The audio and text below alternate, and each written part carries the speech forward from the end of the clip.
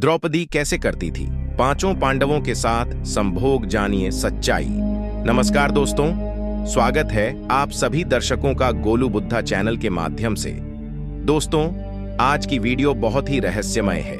इस वीडियो में लेकर के आए हैं आपके लिए एक चौंका देने वाली जानकारी, अर्थात बहुत ही आश्चर्यजनक जानकारी, जिसमें आज टाइटल है, आज का विषय है कि द्रौपदी पांचों पांडवों के साथ में कैसे संबंध बनाती थी, अर्थात पांचों पांडवों के साथ उसके कैसे कैसे संबंध हुआ करते थे। इस विषय में हम इस वीडियो में आपको जानकारी देने के लिए हाजिर हुए हैं। आप जानेंगे कि द्रौपदी के इस कार्य में कितनी सच्चाई है और कितनी असत्य है। बस आपसे निवेदन है कि आप हमारी वीडियो के लिए पूरा देखें, और यदि आपको पूर्ण जानकारी प्राप्त करनी ही है, द्रौपदी के चरित्र के बारे में आपको सही तरीका से जानना ही है कि पांचों पांडवों के साथ द्रौपदी का कैसा चरित्र रहा, किस किस तरह से वो उनके साथ संबंध बनाती थी और कैसे कैसे उनकी सेवा किया करती थी, कैसे पांचों पांडवों के साथ में रिश्ते हुआ करते थे।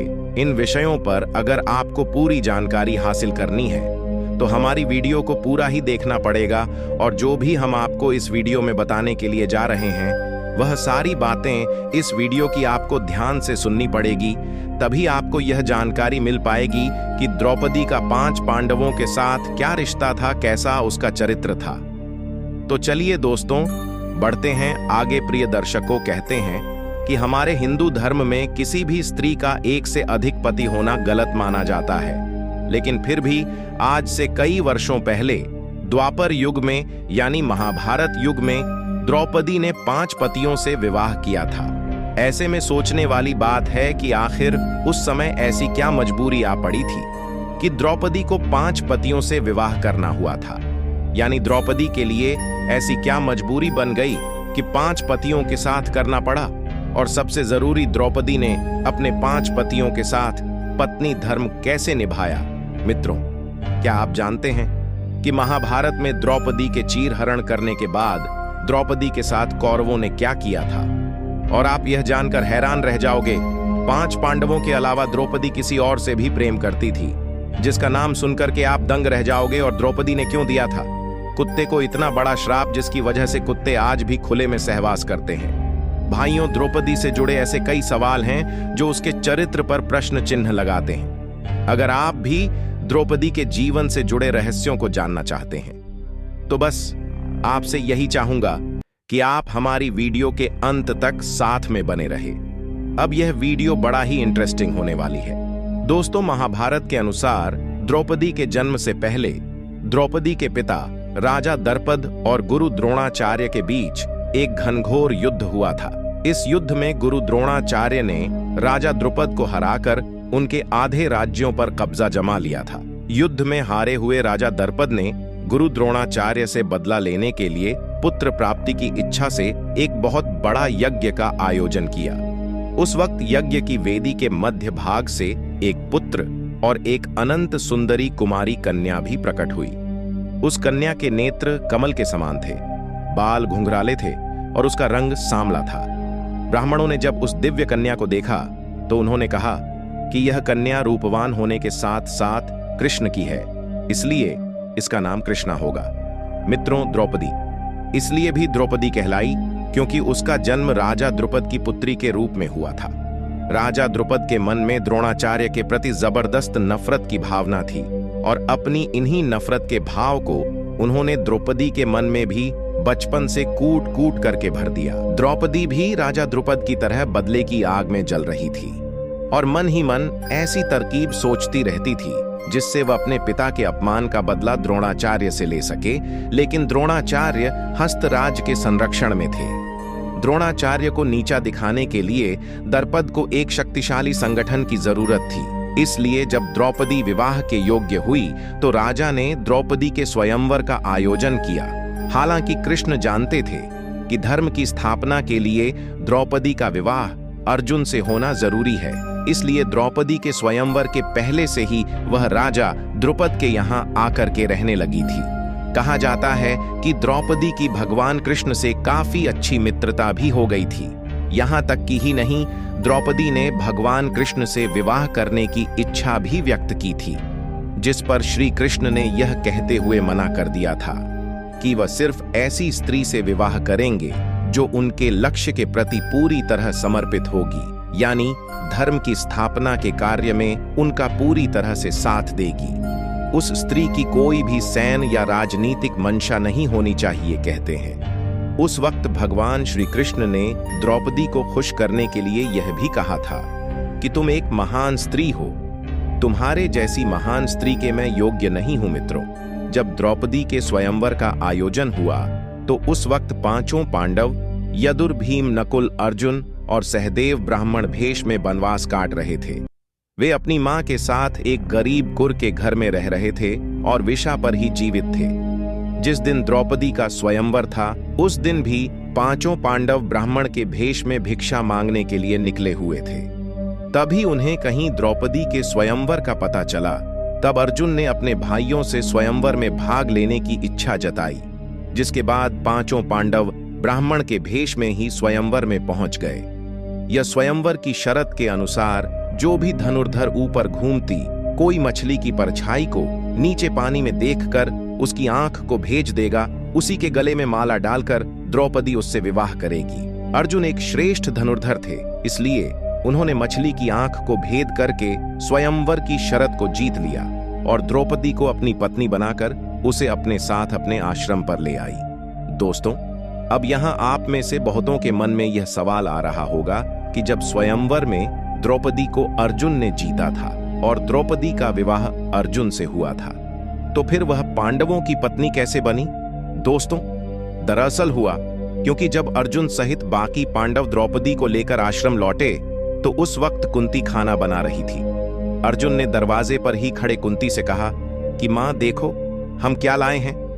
तब कुंती ने बिना देखे ही यह कह दिया कि जो भी लाए हो मेरे बेटों पांचों भाई आपस में बांट लो।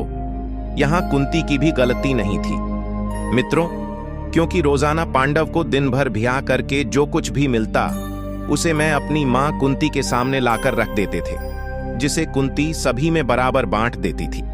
इसीलिए हर रोज की तरह जब उस दिन भी अर्जुन द्रौपदी को लेकर आए और उन्होंने अपनी मां से कहा कि देखो मां आज हम लोग आपके लिए क्या लाए हैं, तो उस दौरान कुंती घर के काम में व्यस्त थी। इसीलिए उन्होंने बिना देखे यह कह दिया कि जो भी लाए हो उसे पांचों भाई आपस में बराबर बांट लो।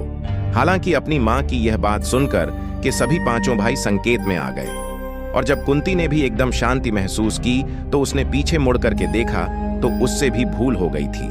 उन्होंने अपने पुत्र दत्तर से कहा, इसका कोई ऐसा उपाय निकालो जिससे द्रौपदी का कोई भी अनर्थ ना हो और मेरे मुंह से निकली बात टी ना हो। हालांकि जब इसका हल यदुर से भी नहीं निकल पाया तब पांडव अपनी मां की बात का मार रखते हुए द्रौपदी से विवाह करने के लिए तैयार हो गए। लेकिन जब इस बात का पता राजा दर्पद को चला तो वे अधिक परेशान हो गए। राजा दर्पद की चिंता को दूर करने के लिए महाआर्षि व्यास ने राजा दर्पद को द्रौपदी के पूर्व जन्म की कहानी बताई। महाआर्षि व्यास ने बताया कि द्रौपदी अपने पूर्व जन्म में एक अर्षि कन्या थी। रूपवती होने के साथ साथ गुणवती और सदाचार भी थी, लेकिन पूर्व जन्म के कुछ कर्मों के कारण द्रौपदी का विवाह नहीं हो पा रहा था।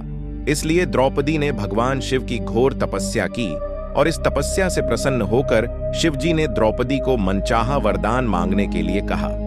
तब द्रौपदी ने सोचा और विचार किया कि वरदान से उसकी सभी इच्छाएं पूरी नहीं होंगी, इसलिए उसने घुमा फिरा करके महादेव जी से वरदान मांगा।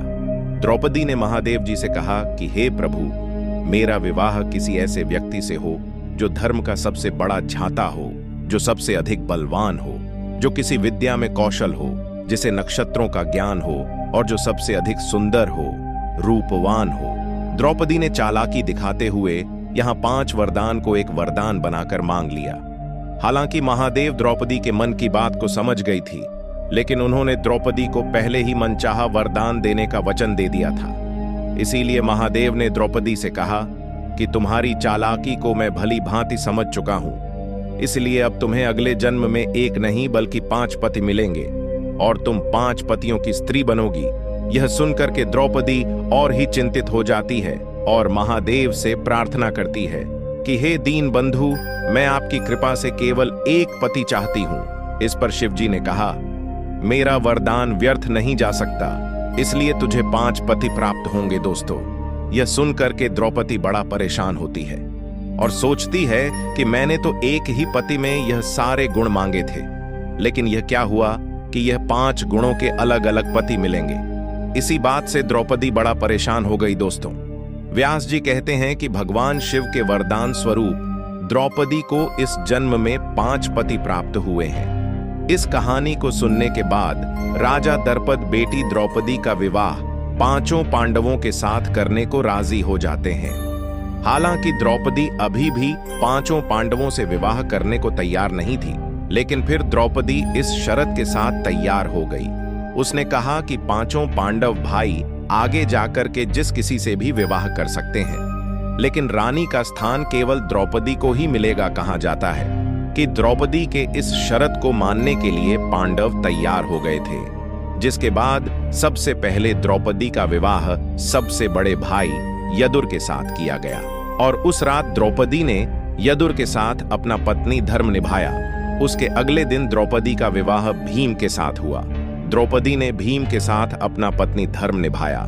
इस तरह द्रौपदी की शादी बाकी भाइयों से भी की गई और सभी के साथ उसने अपना पत्नी धर्म निभाया।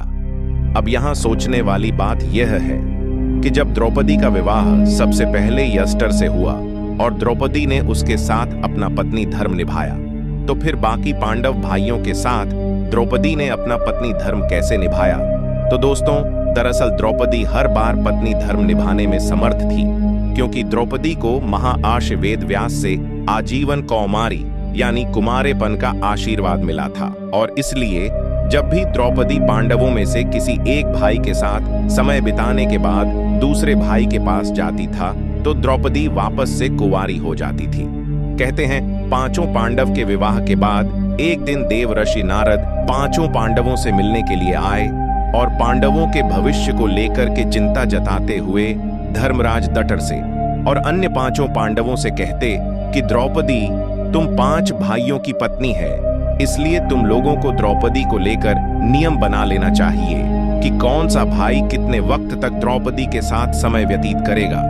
नारद मुनि की यह बात सुनक के राजा दटर नारद मुनि से कहते हैं कि हे प्रभु, हम 5 भाइयों में आज तक कभी भी द्रौपदी को लेकर कोई मनमुटाव नहीं हुआ है और फिर मुझे पूरी उम्मीद है कि भविष्य में भी हमारे बीच ऐसा कुछ नहीं होगा, लेकिन हम आपकी बात टाल नहीं सकते, इसलिए मैं द्रौपदी को लेकर आज ही नियम बनाऊंगा। मां आर्ष नारद के जाने के बाद दोस्तों, धर्मराज दष्ट नियम बनाते हैं। प्रत्येक वर्ष किसी एक ही पांडव के साथ अपना समय व्यतीत करेंगे और जो कोई भी इस निर्णय का दुरुपयोग करेगा उसे 1 वर्ष तक वनवास जाना होगा। ऐसे में जब भी द्रौपदी किसी पांडव के साथ अकेले में समय व्यतीत कर रही होती, तो दूसरे पांडव को उस कक्ष में आना वर्जित होता था।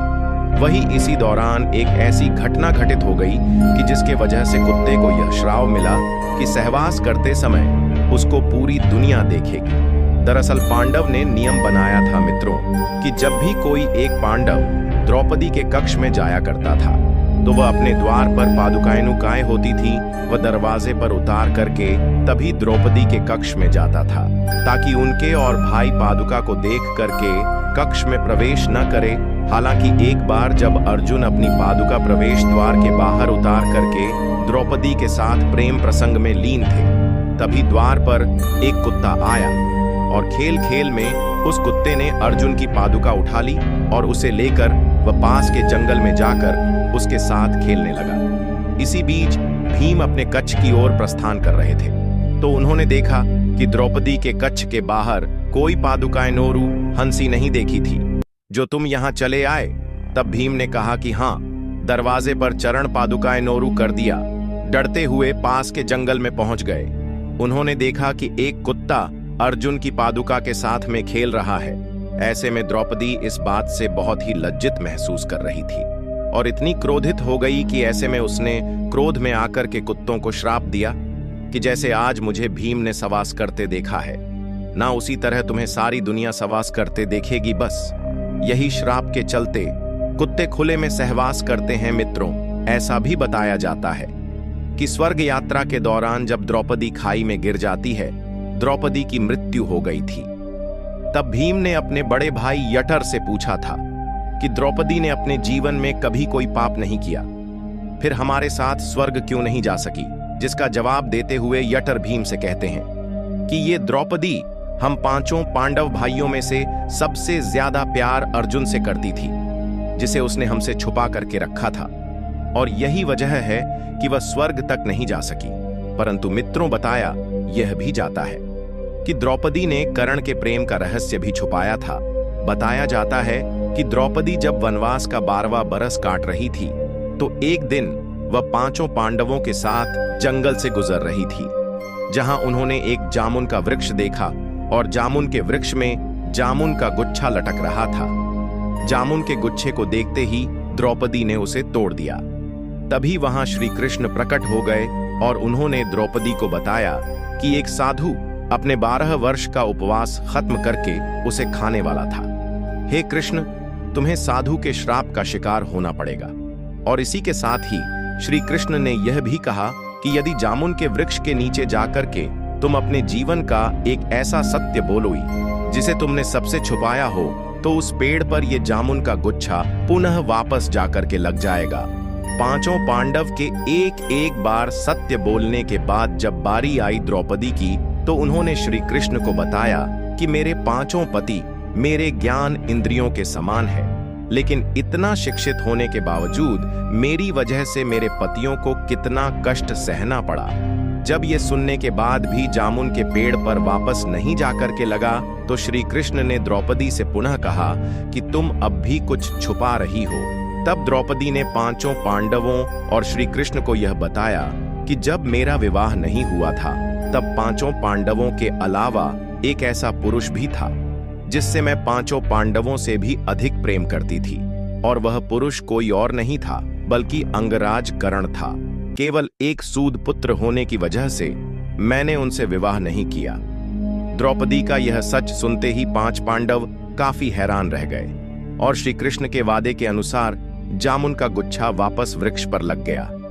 तो मित्रों, यह थी द्रौपदी के चरित्र की सच्चाई कि द्रौपदी का कैसा चरित्र रहा और पांचों पांडवों के साथ कैसा कैसा रिश्ता रहा और कितने कितने समय तक क्या रिलेशन रहा, और कैसे पांचों पांडवों के साथ में द्रौपदी सहवास करती थी, यानी संबंध बनाती थी और रातें गुजारती थी और प्रेम करती थी। यह सारी चीज द्रौपदी के चरित्र के बारे में मैंने इस वीडियो में आपको बताई है। तो दोस्तों, आप कमेंट बॉक्स में हमको जरूर बताइएगा कि द्रौपदी के बारे में दी गई आज की जानकारी आपको कैसी लगी और आपका क्या कहना है द्रौपदी के बारे में। क्योंकि मित्रों, दुनिया में बहुत सी कथाएं बनी हुई हैं जो द्रौपदी को गलत भी साबित करती हैं और सही भी बताती हैं। आपकी क्या राय है? यह अपनी राय कमेंट बॉक्स में जरूर लिखिए। इतना समय देने के लिए आप सभी को बहुत बहुत धन्यवाद। अगली वीडियो में किसी और चर्चा के साथ सभी सब्सक्राइबर बंधु एवं दर्शक भाइयों के लिए जय श्री कृष्णा।